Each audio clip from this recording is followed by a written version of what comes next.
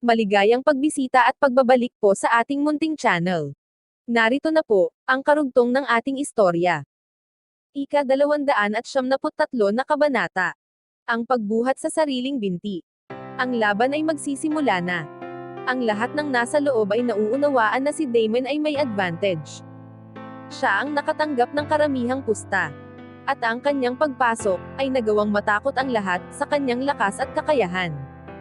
Ang referee ay itinaas ang kamay upang makuha ang atensyon ng buong crowd. Ngayon ay darating na tayo sa ating pinakahihintay. Ito ang mga patakaran. Ang dalawang kampo ay pumili ng mandirigma na magre-represente sa kanilang pamilya. Ang labanan ay pagdedesisyon kung sino ang mamumuno sa syudad ng Baltimore. Walang time limit, at walang puntos. Isa lang ang magiging katapusan ng laban, ang pagsuko o kamatayan. Ladies and gentlemen, patuloy nito. Maghanda na kayo. Tumigil ito sandali, upang masuspense ang mga manunood, saka biglang sumigaw ng fight. Ang referee ay umatras at lumabas ng ring. Ang mga audience ay nagsigawan. Si Alex at Damon ay nakatayo lang, at nagtinginan sa isa't isa. Sumuko ka na ngayon, wika ni Damon, at tumingin ng may paghamak kay Alex. Lumumod ka at tanggapin ang iyong pagkatalo, at hindi ka masasaktan. Si Damon ay nabubuhay sa pakikipaglaban. Pero wala siyang kasiyahan sa paglaban kay Alex nang tumingin siya dito, nakita niya ang isang baguhan at mahina. Ang galos lamang sa pakikipaglaban ay insulto sa kanya. Sasabihin ko rin ang kapareho ng sinabi mo, sagot ni Alex, tumigil ka na sa pagsasalita at umatras. Hindi mo pa ba naririnig ang kasabihan, na kung mas malaki ka, mas mahirap ang iyong pagbagsak? Si Alex ay nirerespeto si Damon bilang mandirigma. Marami na siyang narinig na istorya tungkol sa ibang mga kakayahan ng ibang mga tao. Pero nang magsalita ito sa kanya, lalong tumaas ang kanyang napipilitang paglaban. Si Damon ay masyadong mayabang, at si Alex ay determinado na hindi gumapang bago si Damon.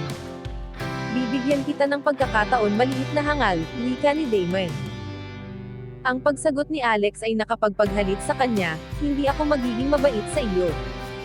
Biglang, si Damon ay ginawa ang kanyang unang galaw. Tumalon ito sa hangin at inunat ang binti habang papalapit pababa kay Alex. Para itong javelin. Ang paa nito ay parang bakal ang bigat na papalapit upang durugan ang target. Mabilis na kumilos si Alex, inihanda ang sarili. Ang paa ni Damon ay diretso sa kanyang harapan. At ang paa ni Damon ay nahati ang kahoy na sahig ng ring, at diretso sa sahig ng floor. Si Alex ay nabigla. Hindi nakapagtataka na natalo ng lalaking ito si Paul Novak. Kung ang una nitong atake ay tumama sa akin, malamang ay madudurog ako, sa isip niya. Habang tinatanggal ni Damon ang kanyang paa sa butas ng sahig, kinuha ni Alex ang pagkakataon na lumipat sa kabilang bahagi ng ring. Si Damon ay nabigla rin.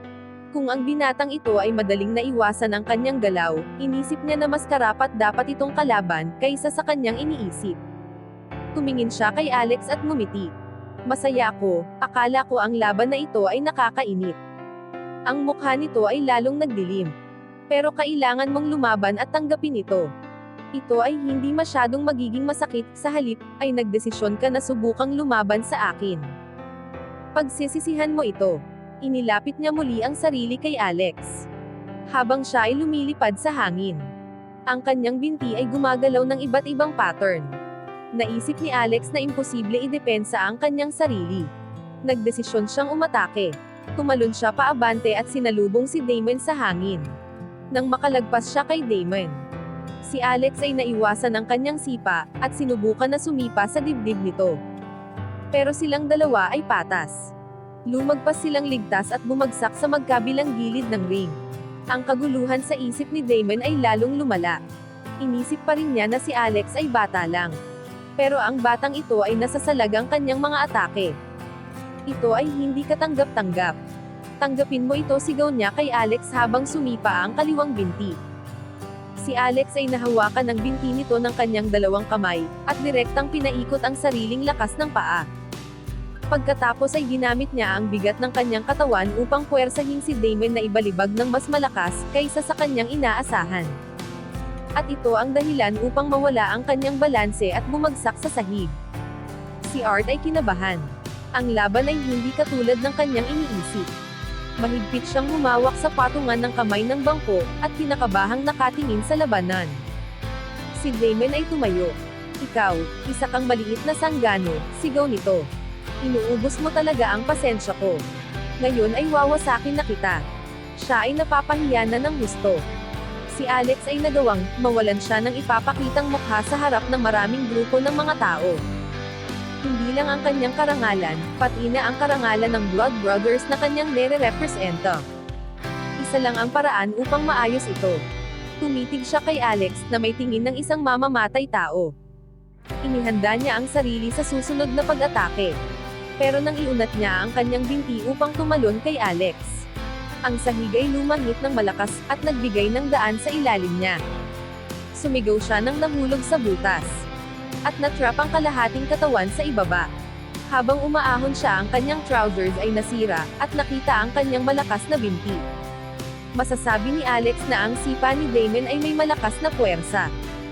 Ang binti nito ay solid at may mga pilipit na muscle. Mas mukha itong sanga ng puno kaysa sa binti ng isang tao. Malamang ay nag-eensayo ito ng pagsipa araw-araw sa kanyang buhay. Si Damon ay naghanda ng muling pag-atake, hindi niya gagamitin ang kanyang binti sa pagsipa, sa halip ay ginamit nito ang nag-aumapaw na lakas ng buo niyang katawan. Nagpaulan ito ng maraming mabibigat na suntok kay Alex. Ang kanyang mabangis na pagsalakay ay katulad ng isang buhawi, at walang nagawa si Alex kundi dumipensa.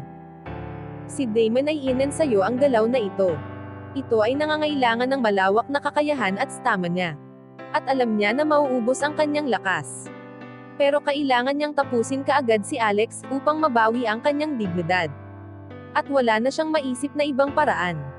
Ang mga manonood ay napaatras sa lubos na puwersa ng atake ni Damon. Si Celeste, Celine, at Nelly ay napasigaw sa takot. Nag-aalala sila na ang ataking ito ay sobra upang malusutan ni Alex. Si Alex ay nag-concentrate sa buo niyang lakas upang dumipensa. Alam niya na kapag may kaunting pagkakamali, siya ay lubhang masasaktan. Nang siya ay nagpahinga ng kaunti habang inaatake ni Damon, nag-focus siya sa paglagay ng lakas sa kanyang binti upang umalis. Si Damon ay tinapatan ang kanyang galaw. Ang kanilang mga paa ay nagsalubong sa ere. At ang pinagsamang lakas ay naging isa. Ang impact ay madaling tumama sa binti ni Damon. Pakiramdam niya ay para siyang tinamaan ng tidal wave. Umagos ang dugo nito at bumagsak sa sahig. Ang kanyang binti ay nagkabali-bali, at tumalsik sa iba't ibang parte. Si Alex ay maayos na bumagsak sa sahig sa kanyang tabi. Hindi siya nasaktan. Hindi siya lubos na makapaniwala. Pakiramdam ko, ang aking binti ay nagkalasog-lusog, pero sa palagay ko ang aking internal force ay pinrotektahan ako. Lahat ito ay pagpapasalamat sa lakas ni Virginia at Zora. Sa isip niya, ang mga manunood ay nabigla. Nagsimula silang hindi makapaniwala kung ano ang nangyari. Ang mukha ni Art ay malungkot at terrible. Tumitibok ang kanyang leeg, at ang puso ay nasa lalamunan na. "Bumangon ka at wasakin siya," sigaw ni Chris kay Damon ng desperado. Tumatanggi siya sa kanyang nakikita. Hindi sila pwedeng matalo sa labanang ito. Si Julian ay sumali na rin. "Bangon," balisan nitong sigaw. "Isa kang hamak na kaawa-awa. Ipinuste namin ang kinabukasan ng aming pamilya sa iyo. Wala nang silbi." Ang kanyang buto sa binti ay balinap, wika ni Celeste dito. "Sinabi ko na sa iyo, wala siyang laban kay Mr. Alex. Isang katangahan ang pagsubok niya dito." Si Damon ay nasa sahig ng ring. Hawak niya ang kanyang binti at dumadaing sa sobrang sakit. Si Alex ay lumapit at pinanood ito.